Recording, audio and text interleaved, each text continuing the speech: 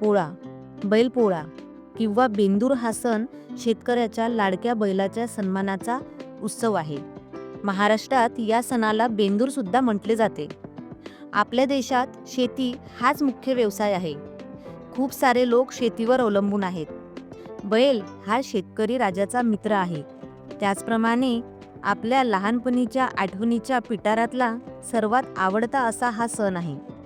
आपण कितीही आधुनिक झालो असलो तरी पण आपल्या काही जुन्या रूढी परंपरा जोपासल्याने आपण ह्या मातीशी जुळून असण्याचा अभिमान वाटतो. आधी आपले आईवडील आपल्याकरिता हे सर्व करायचे.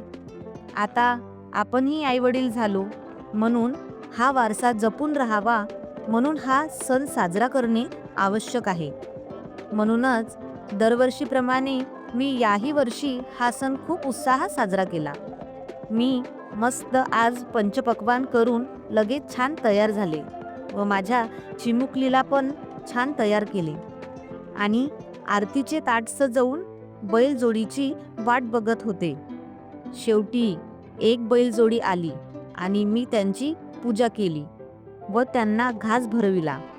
माझ्या कॉलनीतल्या सर्व बायांनी बैलजोडीची पूजा केली आणि आम्ही सर्वजणींनी एकमेकींना हळदी कुंकू लावले आणि आम्ही मग सर्वजणींनी काही फोटोशूट घेतले.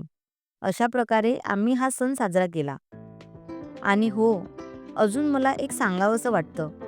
सर्वजणी बैलाची पूजा करताना म्हणतात, अगो बाई उशीरच झाला, तयारीला वेळही सुद्धा नाही मिळाला.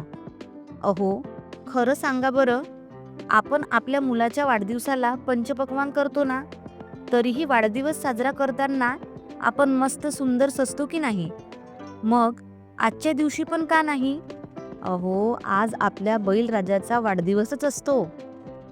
हो, मग त्याच्यासाठी एक दिवस उत्साहात साजरा करा ना. वर्षभर आपला बैलराजा खूप कष्ट करतो हो शेतात. मग एक दिवस करा की उत्साहात साजरा त्याच्यासाठी.